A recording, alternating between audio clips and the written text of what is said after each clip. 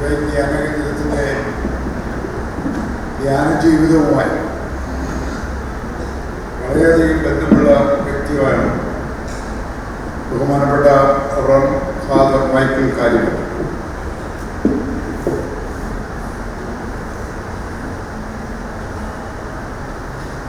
ആ വലിയ വേദപാരംഗത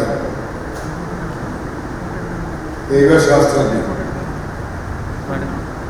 നമ്മളെ വിട്ട് സ്വർഗത്തിലേക്ക് യാത്രയായി. തലശ്ശേരി അതിരൂപതാംഗമായ ഡോക്ടർ മൈക്കിൾ കാരിമറ്റം 2025 നവംബർ 6 രാവിലെ 6:30 നിത്യസമ്മാനത്തിനായി വിളിക്കുന്നു.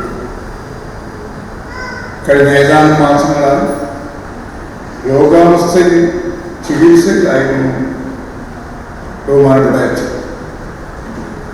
1942 ആഗസ്റ്റ് 11 കോതമംഗലം രൂപതയിലുള്ള കലയന്താനി ഇടവകയിൽ കാരിമറ്റം കുടുംബത്തിൽ ചാക്കോ മറിയം മാതാപിതാക്കളുടെ മൂത്ത മകനായി ബഹുമാനപ്പെട്ട മൈക്കിളച്ചൻ ജനിച്ചു. പരേതനായ Stephen, Joseph, Augustine, reverend sister doctor Little Flower, MS Nilambur, Mary Njondimakkal എന്നിവരാണ് മൈക്കിളച്ചൻ്റെ സഹോദരി സഹോദരൻ. 1950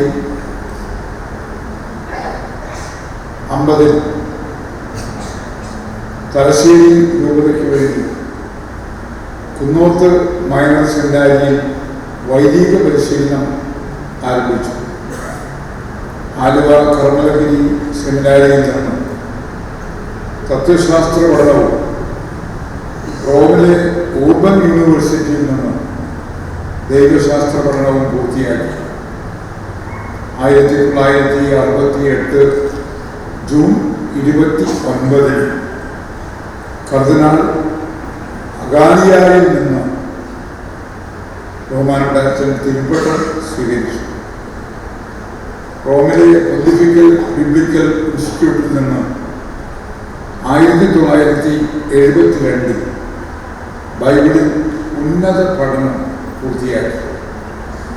ചെമ്പേരി ലൂർദ് മാതാ ഫെറോന പള്ളിയിൽ അസിസ്റ്റന്റ് വികാരി, കൊച്ചി PUC ബൈബിൾ പരിഭാഷകൻ, തലശ്ശേരി അതിരൂപത ബൈബിൾ അപ്പോസ്റ്റലേറ്റ് പ്രഥമ ഡയറക്ടർ, ഡിവൈൻ ധ്യാനകേന്ദ്രത്തിൻ്റെ ഡിവൈൻ ബൈബിൾ കോളേജിലെ അധ്യാപകൻ, തൃശ്ശൂർ മേരിമാത മേജർ സെമിനാരിയിലെ അധ്യാപകൻ എന്നീ മേഖലകളിൽ ബഹുമാനപ്പെട്ട മൈക്കിളച്ചൻ തൻ്റെ ശുശ്രൂഷ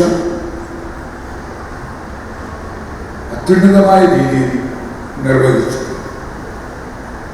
2022 ഫെബ്രുവരിയിൽ സിറോ മലബാർ സഭ അദ്ദേഹത്തെ വേദപാരംഗതൻ അഥവാ മൽപ്പാൻ പദവി നൽകി ആദരിച്ചു.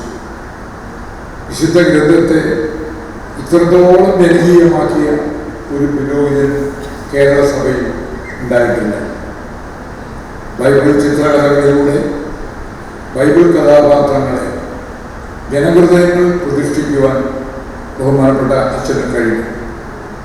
35ഓളം ഗ്രന്ഥങ്ങൾ, അനേകം ലേഖനങ്ങൾ, ബൈബിളിലെ മുഴുവൻ പുസ്തകങ്ങളുടെ പഠനം ഉൾപ്പെടുന്ന വീഡിയോ സന്ദേശങ്ങളും ബഹുമാനപ്പെട്ട മൈക്കിളച്ചന് തയ്യാറാക്കി ദൈവസഭയ്ക്ക് നൽകാൻ കഴിയും. ബഹുമാനപ്പെട്ട മൈക്കിളച്ചൻ്റെ മൃതസംസ്കാര ശുശ്രൂഷകൾ നാളെ രാവിലെ 10 മണിക്ക് തലശ്ശേരി കത്തീഡ്രൽ ദേവാലയത്തിൽ തലശ്ശേരി അതിരൂപത അധ്യക്ഷൻ മാർ ജോസഫ് പാമ്പ്ളാനി പിതാവിൻ്റെ മുഖ്യ കാർമ്മികത്വത്തിൽ നടക്കുന്നതാണ്. ഡിവൈൻ ധ്യാന കേന്ദ്രത്തെ പ്രതിനിധീകരിച്ച് ബഹുമാനപ്പെട്ട മനക്കലച്ചൻ തലശ്ശേരിയിലേക്ക് ഇന്ന് വൈകിട്ട് 4 മണിക്ക് തന്നെ പുറപ്പെട്ടു. 6-ാം തീയതി രാവിലെ 9 മുതൽ കരുവഞ്ചാൽ ടൂറിസ്റ്റ് ഹോമിൽ പൊതുദർശനത്തിനുള്ള സൗകര്യം സഭ ഏർപ്പെടുത്തിയിട്ടുണ്ട്. നാളെ 7/11/2025 രാവിലെ 8:30 മൃതസംസ്കാര ശുശ്രൂഷയുടെ ആദ്യ ഭാഗം കരുവഞ്ചാൽ ടൂറിസ്റ്റ് ഹോമിൽ ആരംഭിക്കും. തുടർന്ന് രാവിലെ 8 മണി മുതൽ തലശ്ശേരി കത്തീഡ്രൽ ദേവാലയത്തിൽ പൊതുദർശനത്തിനുള്ള സൗകര്യം ഉണ്ടായിരുന്നു. ഇത് ഡിവൈൻ ധ്യാന കേന്ദ്രം മൈക്കിൾ അച്ഛനെ കുറിച്ച് ഔദ്യോഗികമായി ഇറക്കുന്ന ചരമ അറിയിപ്പാണ്. നിത്യതയുടെ മണിത്തട്ട് സ്നേഹപിതാവിൻ്റെ കരങ്ങളിൽ അച്ഛൻ്റെ ആത്മാവ് എത്തിയിട്ടു അതിവിശുദ്ധനായ ഒരു പുരോഹിതൻ്റെ ഓർമ്മകളിലാണ് ഡിവൈൻ ധ്യാന. ബൈബിളിലെ ഓരോ സംഭവങ്ങളെ ആത്മാവിൻ്റെ വരം ഉപയോഗപ്പെടുത്തി ചൈതന്യപൂർണമായ ഭാഷയിൽ അതീവ ലാവണ്യത്തോടെ അവതരിപ്പിക്കാനുള്ള സാമാന്യമായ ഒരു കഴിവ് ബഹുമാനപ്പെട്ട അച്ഛന് പരിശുദ്ധാത്മാവ് നൽകിയിട്ടുണ്ട്. അച്ഛൻ്റെ ജീവിതം നമുക്കൊരു വലിയ മാതൃകയാണ്. ഏറ്റവും ചെറിയ പരിമിതികളിൽ ആനന്ദം കണ്ടെത്തുന്ന, എല്ലാ പരിമിതികളെയും സന്തോഷമാക്കി മാറ്റുന്ന അതീവ ലളിതമായ ഒരു ജീവിത ശൈലിയുടെ ഉടമസ്ഥൻ കൂടിയായിരുന്നു ബഹുമാനപ്പെട്ട അച്ഛൻ. അച്ഛനിവിടെ ഡിവൈൻ ധ്യാന മന്ദിരത്തിൽ ശുശ്രൂഷ ചെയ്യുന്ന സമയത്ത് ബൈബിൾ കോളേജിൻ്റെ മുഖ്യ അധ്യാപകനായി ജോലി ചെയ്യുന്ന സമയത്ത് അച്ഛൻ്റെ മാരകമായ തലച്ചോറ് സംബന്ധമായ, ഞരമ്പ് സംബന്ധമായ ഗുരുതരമായ ഒരു രോഗം ബാധിച്ചു. അന്ന് നമ്മുടെ ധ്യാന മന്ദിരത്തിലെ ഓരോ അന്ത്യവാസിയും, ഓരോ ശുശ്രൂഷകരും, ഓരോ വൈദികരും, സിസ്റ്റേഴ്സ് മുട്ടുകുത്തി കരമുയർത്തി കർത്താവിനോട് പ്രാർത്ഥിച്ച് മനക്കലച്ചൻ ദൈവത്തിൻ്റെ കയ്യിൽ നിന്ന് കടം വാങ്ങിയാണ് മൈക്കിളച്ചൻ വീണ്ടും ജീവിതത്തിലേക്ക് വരാൻ കഴിയും. ഇവയും ബൈബിൾ കോളേജിൽ നിന്ന് സഭ അദ്ദേഹത്തെ നിയോഗിച്ചത് തൃശ്ശൂർ അതിരൂപതയിലെ ഇന്ത്യയിലെ ഏറ്റവും ഉന്നതമായ മേജർ സെമിനാരിയിലെ വിദ്യാഭ്യാസം. ഈ ശുശ്രൂഷ ചെയ്യുന്ന കാലഘട്ടങ്ങളിലൊക്കെ കേരളത്തിലും ഇന്ത്യക്ക് വെളിയിൽ അതീവ ലാളിത്യത്തോടെ യേശു ഏകരക്ഷകൻ അവതരിപ്പിക്കുന്നതും ദൈവത്തിൻ്റെ പരിശുദ്ധാത്മാവ് അതീവമായ പ്രാഗൽഭ്യം അച്ഛന് നൽകിയിട്ടുണ്ട്. ദൈവം ഡിവൈൻ ബൈബിൾ കോളേജിനെ സ്ഥാപിക്കാൻ, അതിൽ ഏറ്റവും ഉന്നതരായ ആത്മീയ വ്യക്തിത്വങ്ങളെ നിയോഗപ്പെടുത്താൻ ഇടയാക്കിയത് ദൈവകാരുണ്യമാണ്. ആ കോളേജിൻ്റെ ആദ്യ ബാച്ചിലെ ആദ്യത്തെ വിദ്യാർത്ഥിയായിരുന്നു അവസരിച്ചു. ഉന്നതരായ എത്രയോ വ്യക്തികൾ, ഇന്ന് മെത്രാന്മാർ വരെ ആയിട്ടുള്ള അനേകം വ്യക്തിത്വങ്ങൾ ആ ബൈബിൾ കോളേജിൻ്റെ സംഭാവന. സന്യാസിനി സമൂഹത്തിൽ സേവനമനുഷ്ഠിക്കുന്ന എത്രയോ പ്രഗത്ഭമതികളായ വിശുദ്ധ ജീവിതം നയിക്കുന്ന സന്യാസിനി പ്രമുഖർ വിദ്യാർത്ഥികൾ മൈക്കിളച്ചൻ പഠിപ്പിച്ച ആ കാലഘട്ടം ഡിവൈൻ ധ്യാനമന്ദിരത്തിൻ്റെ ബൈബിൾ കോളേജിൻ്റെ ഒരു സുവർണ കാലഘട്ടമാണ്. അറിവിനെ വിജ്ഞാനമാക്കി വളർത്താൻ ദൈവത്തിൻ്റെ പരിശുദ്ധാത്മാവ് ആ വലിയ പുരോഗതിന് നൽകിയ കഴിവ് അതേ ആർജവത്തിൽ തന്നെ പഠിക്കാനിരിക്കുന്ന കുഞ്ഞുങ്ങൾക്ക് വേണ്ടി മുട്ടുകുത്തി പ്രാർത്ഥിക്കാനുള്ള ഒരു പ്രേക്ഷിത ചൈതന്യത്തിൻ്റെ ഉടമസ്ഥൻ കൂടിയായിരുന്നു കാര്യമാക്കി ഇത് അനുഭവിച്ച കൂട്ടത്തിലുള്ള വ്യക്തിയാണ് ബഹുമാനപ്പെട്ട അവസരിച്ചത്. അങ്ങനെ ഒരു വിശുദ്ധൻ സ്വർഗത്തിൽ ജനിക്കുകയും ഒരു വിശുദ്ധൻ അദ്ദേഹത്തിൻ്റെ ആത്മീയ ചൈതന്യം നമ്മളെല്ലാം തൊട്ട് തലോടി കടന്നു പോകാൻ അനുവദിക്കപ്പെടുകയും ചെയ്ത ഒരു ദിവസമാണ് ഇന്ന്. കർത്താവിൻ്റെ കരങ്ങളിലേക്ക് അച്ഛനെ അഭിമാന പുരസ്സരം ഡിവൈൻ ധ്യാനകേന്ദ്രം ഏൽപ്പിക്കുമ്പോൾ അച്ഛനിവിടെ ചെലവഴിച്ച വർഷങ്ങൾ ദൈവത്തിൻ്റെ പ്രത്യേകമായ അഭിഷേകത്തിൻ്റെ വിജ്ഞാനത്തിൻ്റെ നിമിഷങ്ങളായിരുന്നു എന്ന് പ്രത്യേകം ഡിവൈൻ ധ്യാനകേന്ദ്രം ഓർക്കുന്നു. നമ്മുടെ ഓർമ്മകൾ, നമ്മുടെ പ്രാർത്ഥനകൾ, നമ്മുടെ ഹൃദയാഞ്ജലികൾ നേരിൽ സമർപ്പിക്കാൻ എത്ര മണിക്കൂർ യാത്ര ചെയ്താൽ അതൊന്നും ഒരു ഗൗരവത്തിലെടുക്കാതെ പ്രാർത്ഥനാപൂർവം ഇന്ന് ബഹുമാനപ്പെട്ട കനകലച്ചൻ പുറപ്പെട്ടു പോയി. തടത്തലത്തിനും സ്വീകരിച്ച് സഭാസംബന്ധമായ ചില ഔദ്യോഗിക യാത്രകൾ അച്ഛനവിടെ ശുശ്രൂഷയിൽ പങ്കെടുക്കുമ്പോൾ പ്രാർത്ഥിക്കുമ്പോൾ ഇവിടെ എല്ലാവരുടെയും പ്രാർത്ഥനകൾ അച്ഛൻ്റെ പ്രാർത്ഥനയോട് ചേർത്ത് വെച്ച് ഈശോയ്ക്ക് അതിധന്യമായ ഒരു ജീവിതത്തിൻ്റെ തിരുശേഷികൾ സൂക്ഷിച്ച് കർത്താവ് കാലത്തിന് നൽകി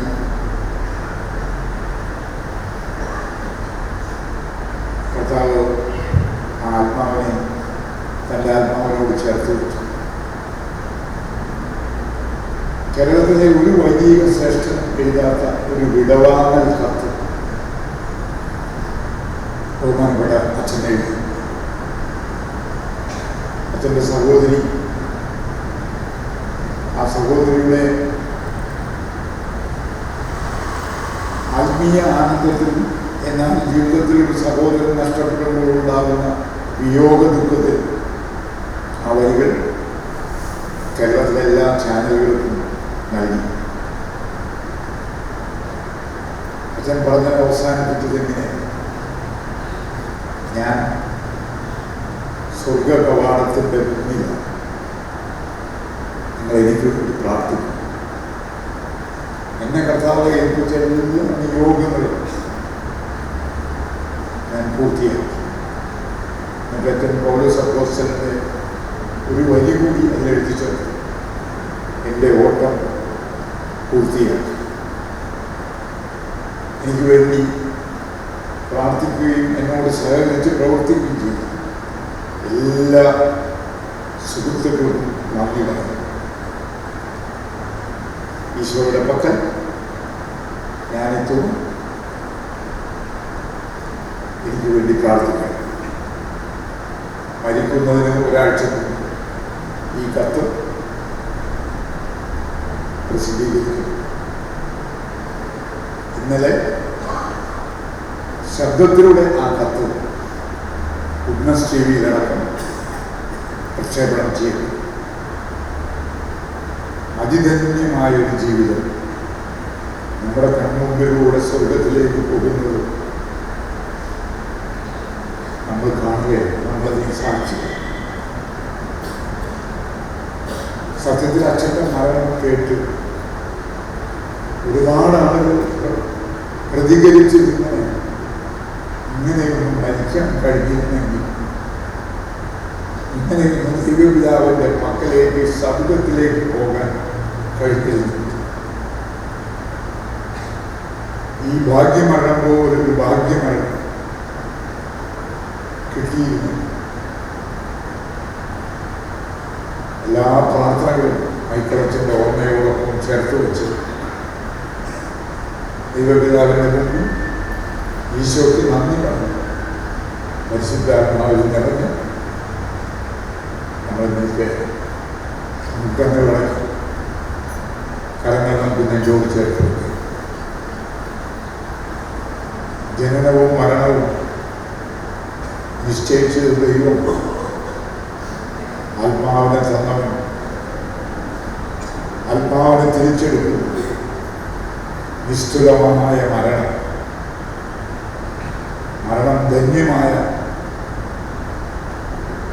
ദൈവത്തിലേക്കുള്ളൊരു യാത്രയാണ് എന്ന ബോധ്യം നമ്മളിൽ ഓരോരുത്തർക്കും പകർന്നു നൽകി മൈക്കിളച്ചൻ ഉടലെടുകയാണ്. നമ്മുടെ ജീവിതത്തിൽ നാളെ സംഭവിക്കേണ്ട ഈ ആത്മാവിൻ്റെ യുഗലോകത്ത് നിന്ന് പരലോകത്തേക്കുള്ള യാത്ര ഓർത്തോർത്ത് നമ്മുടെ ജീവിതം ക്രമപ്പെടുത്തുക, ഈശോയോട് അനുരൂപപ്പെടുത്തുക മൈക്കിളച്ചൻ നമ്മളോട് പറയുന്നു. ആ ധന്യാത്മാവിനെ ഏറ്റുവാങ്ങാൻ, അദ്ദേഹത്തിൻ്റെ ശുശ്രൂഷകൾ ഏറ്റുവാങ്ങാൻ സൗഭാഗ്യം ലഭിച്ച യുവൻ ധ്യാനകേന്ദ്രം ഈശോയ്ക്ക് നന്ദി പറയും. ഈശോയുടെ കരങ്ങളിൽ മൈക്കിളച്ചനെ ഞങ്ങളെ ഏൽപ്പിക്കും.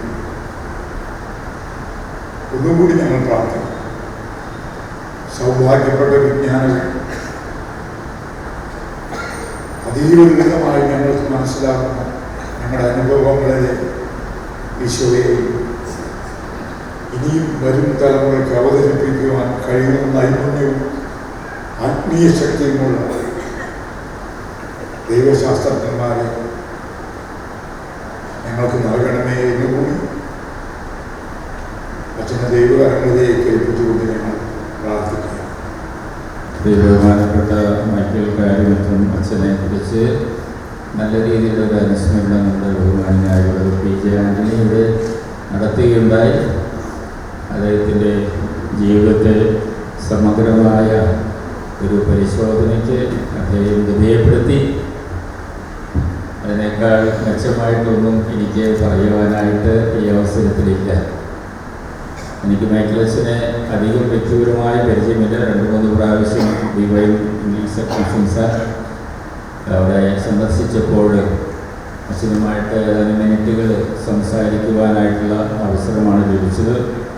ആ അവസരത്തിൽ നിന്ന് മനസ്സിലായത് ഉന്നതമായ പാണ്ഡിത്യമുള്ള ഒരു വ്യക്തിയാണെങ്കിലും വളരെ ലളിതമായിട്ട് ഇടപെടുകയും സംസാരിക്കുകയും ചെയ്യുന്ന ഒരു ശൈലി അച്ഛനിൽ കാണുവാനായിട്ട് ഇടയായി.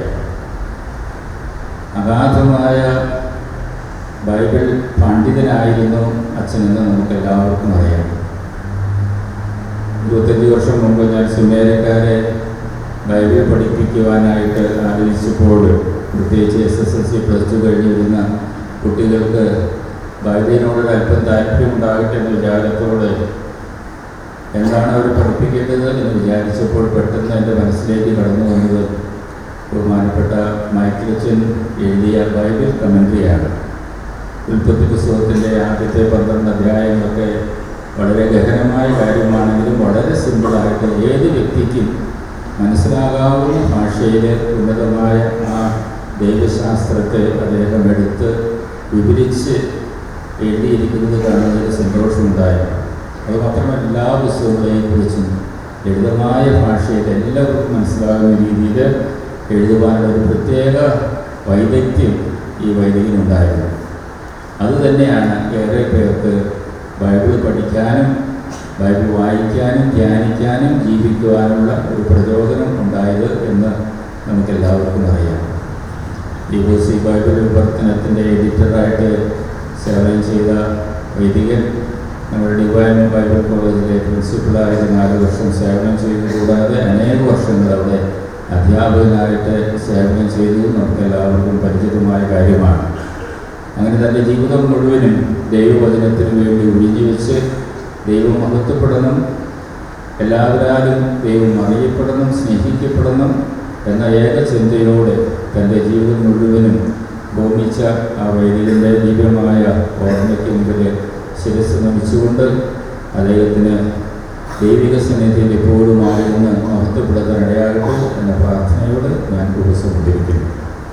ബഹുമാനായ കാരിമറ്റ അച്ഛൻ്റെ വിയോഗത്തിൽ ദുഃഖാർത്തനാണ് സഭ. അതുപോലെ നമ്മൾ ആ ദുഃഖത്തിൽ പങ്കുകാരായ ഡിവൈൻ ധ്യാനകേന്ദ്രം ഇപ്പോൾ പ്രാർത്ഥിക്കുകയാണ്. അതിൻ്റെ ഭാഗമായിട്ടാണല്ലോ ഇപ്പോൾ അനുസ്മരണ സമ്മേളനം നടക്കുന്നത്. ബ്രദർ പി ജെ ആന്റണി പ്രധാനമായും കാര്യങ്ങൾ വിശദീകരിച്ച് കഴിഞ്ഞു. പ്രധാനമായിട്ടുള്ള കാര്യങ്ങളെല്ലാം പറഞ്ഞു കഴിഞ്ഞു. എങ്കിലും ഞാൻ മനസ്സിലാക്കിയൊരു കാര്യം, നമ്മുടെ വിശുദ്ധ ബൈബിൾ, നമ്മൾ ഉപയോഗിക്കുന്ന ബൈബിൾ, POC ബൈബിളിലെ എഡിറ്റോറിയൽ ബോർഡിലെ ചീഫ് എഡിറ്ററുടെ 3 പ്രമുഖരാണ്. അതിലൊരു പ്രമുഖൻ, അതിൽ നിങ്ങൾ ബൈബിളിൽ ആദ്യം തന്നെ കാണാം, പേരുണ്ട്, മൈക്കിൾ കാരിമറ്റ. അതുപോലെ കോളേജുകളിൽ ക്ലാസ് എടുത്തിരുന്നു. ഡിവൈൻ ധ്യാനകേന്ദ്രത്തിൽ വചനം കേട്ട് ധ്യാനത്തിൽ പങ്കെടുത്ത ശേഷം ഇവിടുന്ന് പോയ പലരും പിന്നെ തിരിച്ചു വന്നത് അത് വിശാലമായിട്ട് പഠിക്കാനാണ്. അത് പഠിക്കാൻ വന്നവർക്ക് പനക്കളച്ചൻ തുറന്നു കൊടുത്ത ഏറ്റവും വലിയ കോളേജായിരുന്നു ബൈബിൾ കോളേജ്. അത് മറ്റെങ്ങും കിട്ടാത്തൊരു സൗഭാഗ്യമായി അന്ന് ധ്യാനം കൂടിയവർക്ക് ഗുണം ചെയ്തു. അത് നേതൃത്വം വഹിക്കാമെന്നതാകട്ടെ ബഹുമാനായ മൈക്കിൾ കാരിമറ്റച്ചൻ. പ്രിയമുള്ളവരെ, കാരിമറ്റച്ചന് സഭയ്ക്ക് ദൈവം കൊടുത്തൊരു അനുഗ്രഹം എന്ന് കാരിമറ്റ അച്ഛനെ കുറിച്ച് പറയാൻ പറ്റും, ഒരു സമ്മാനം എന്ന് പറയാൻ പറ്റും. എന്നാൽ നിയമാവർത്തന പുസ്തകം 28-ാം അധ്യായത്തിൽ പറയുന്നില്ലേ, നിന്നെ ഒരു അനുഗ്രഹമാക്കും, ചെയ്യുന്നതും പ്രവർത്തിക്കുന്നതും പോകുന്നതുമെല്ലാം അനുഗ്രഹമാക്കും എന്ന വചനം സാർത്ഥകമാക്കിക്കൊണ്ട് ഈ ഭൂമിയിലെ വിശ്വാസികളായ മനുഷ്യരെ കൂടുതൽ തീക്ഷ്ണതയിലേക്ക് വളർത്തുവാൻ അത്യുത്സാഹത്തോടെ പ്രവർത്തിച്ച ശാന്തനായ ഒരു വൈദിക ശ്രേഷ്ഠനായിരുന്നു ബഹുമാനായ മൈക്കിൾ കാരിമറ്റച്ചൻ.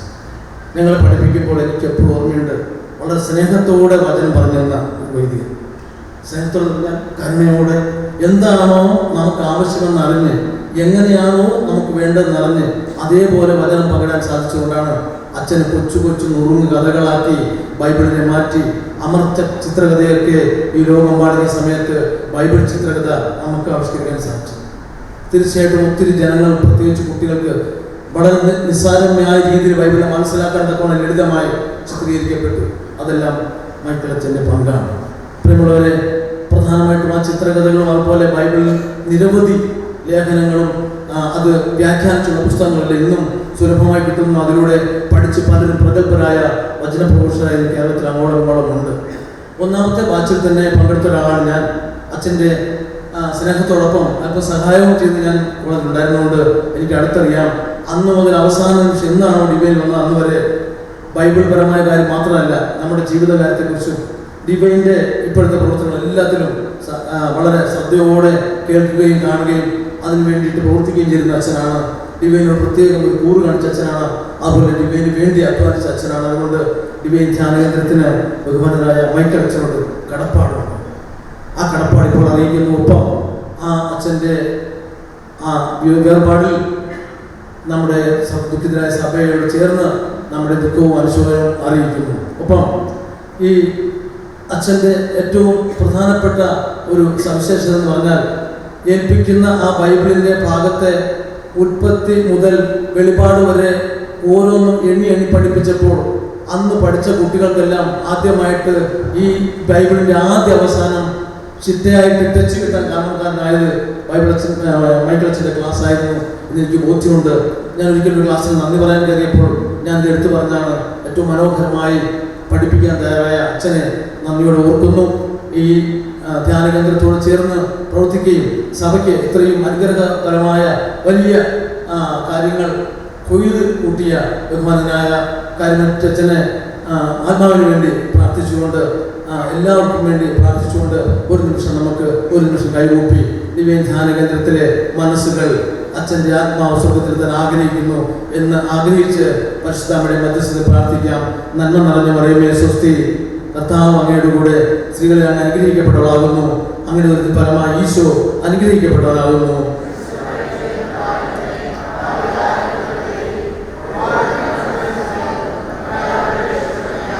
പിതാവിനും പുത്രനും പരിശുദ്ധാത്മാവിനും സ്തുതി. ഏതാണ്ട് ഒരു 31 വർഷക്കാലത്തെ ഗുരു ശിഷ്യ ബന്ധം അവസാനിച്ചതിലുള്ള ഒരു ദുഃഖവും, എന്നാൽ സ്വർഗത്തിൽ പിതാവിൻ്റെ സന്നിധിയിൽ ബഹുമാനപ്പെട്ട അച്ഛൻ ചെന്ന് ചേർന്നു എന്നുള്ള വിശ്വാസത്തിൽ ആയിരുന്നുകൊണ്ടാണ് ഞാൻ നിങ്ങളുടെ മുമ്പിൽ നിൽക്കുന്നത്.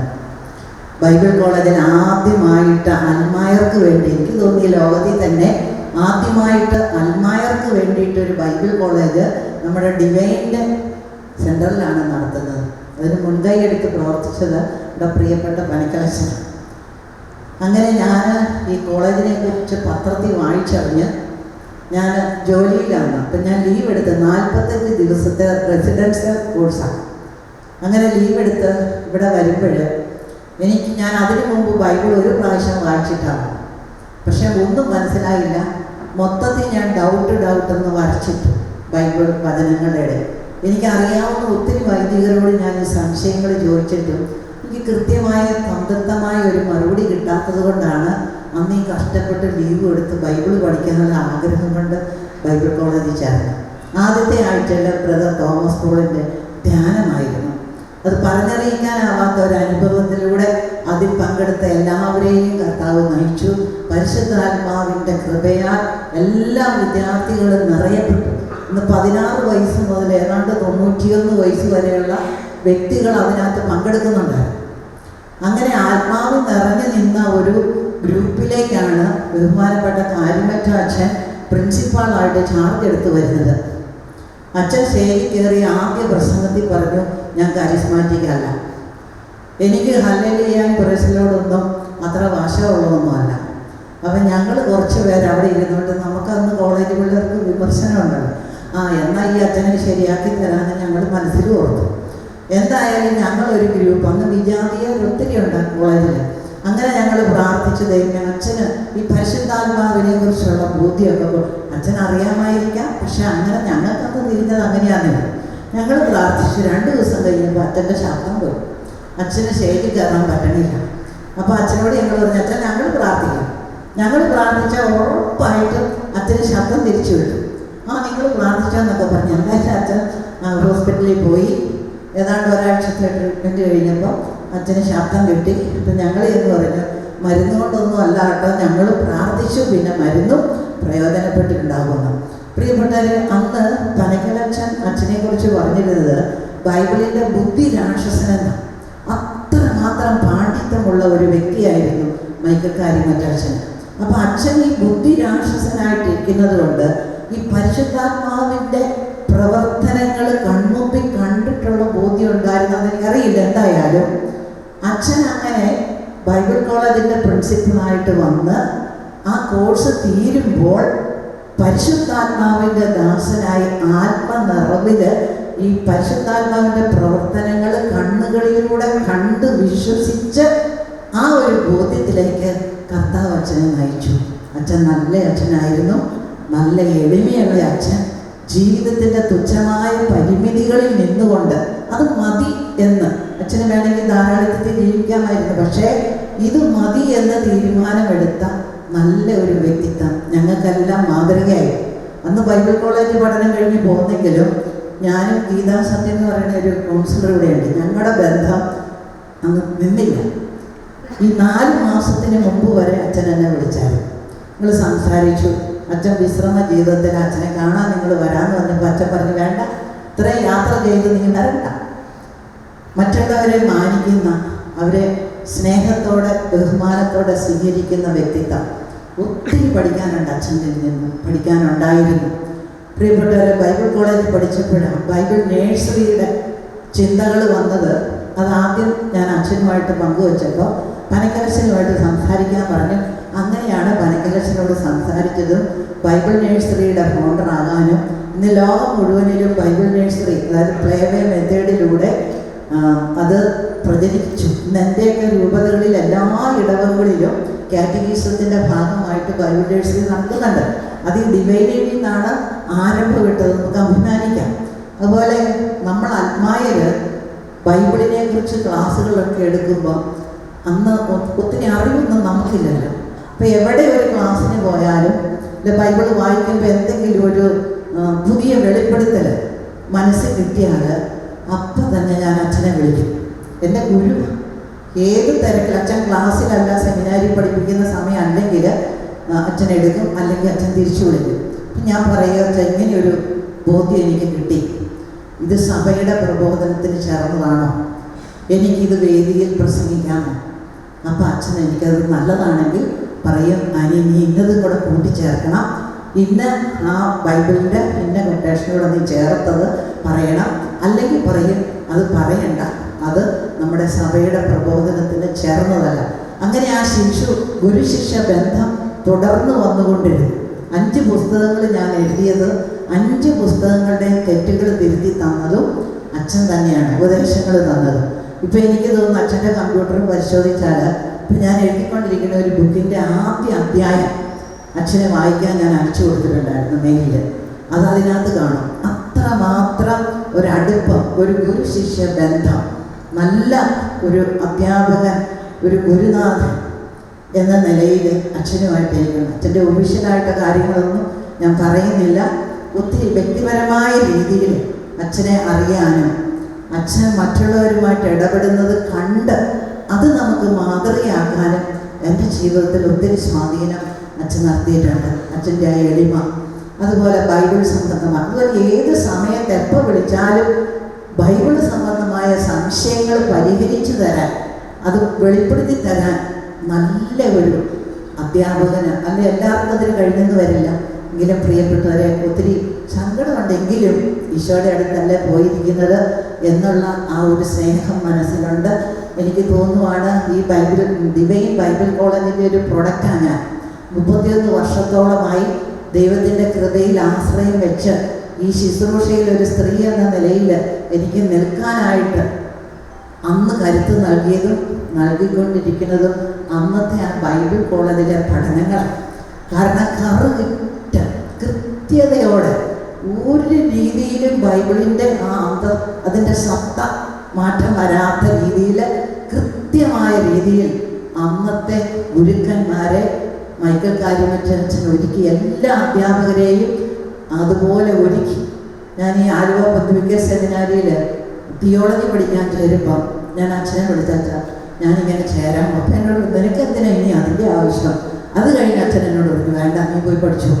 അൽമായർ എന്ന നിലയിൽ നിനക്കൊരു ആധികാരികമായ ഒരു ഇത് കിട്ടട്ടെ, നല്ല കാര്യമാണ്, നീ പോയി പഠിച്ചോ എന്ന് പറഞ്ഞ് ആശീർവദിച്ച് വിട്ടതാണ്. പ്രിയപ്പെട്ടവരെ, 31 വർഷക്കാലത്തെ ഗുരുശിഷ്യ ബന്ധം ഒത്തിരി നന്മ എൻ്റെ ജീവിതത്തിൽ, എൻ്റെ കുടുംബത്തിൽ അച്ഛൻ വന്നിട്ടുണ്ട്, ആശീർവദിച്ച് അനുഗ്രഹം. കാരണം തൊടുപുഴ ടൗൺ പള്ളിയിൽ കൺവെൻഷന് വന്നപ്പോൾ അച്ഛനാണ് അവിടെ വന്നതുമൊക്കെ. അങ്ങനെ ഒത്തിരി നല്ല ഓർമ്മകൾ അച്ഛനെക്കുറിച്ചുണ്ട്. ബാക്കിയൊന്നും ഞാൻ ഈ വൈകിയ വേളയിൽ പങ്കുവയ്ക്കുന്നില്ല. നമുക്കൊക്കെ മാതൃകയാക്കാൻ പറ്റുന്ന ഒരു നല്ല വൈദിക ശ്രേഷ്ഠൻ്റെ വ്യക്തിത്വം അത് നമുക്ക് നഷ്ടമായി. എങ്കിലും ഇനി സഭയിലൂടെ, സഭയുടെ ചരിത്രത്തിലൂടെ നമ്മുടെ അടുത്ത തലമുറയ്ക്ക് പഠിക്കാനും പ്രചോദനമാകാനും ഇടയാകട്ടെ. അച്ഛൻ്റെ ആത്മാവിന് നിത്യശാന്തി നേർന്ന് പ്രാർത്ഥിച്ചുകൊണ്ട് എൻ്റെ എളിയ വാക്കുകൾ ഞാൻ നിർത്തുന്നു. നമുക്ക് പ്രാർത്ഥനയിൽ ആയിരിക്കാം.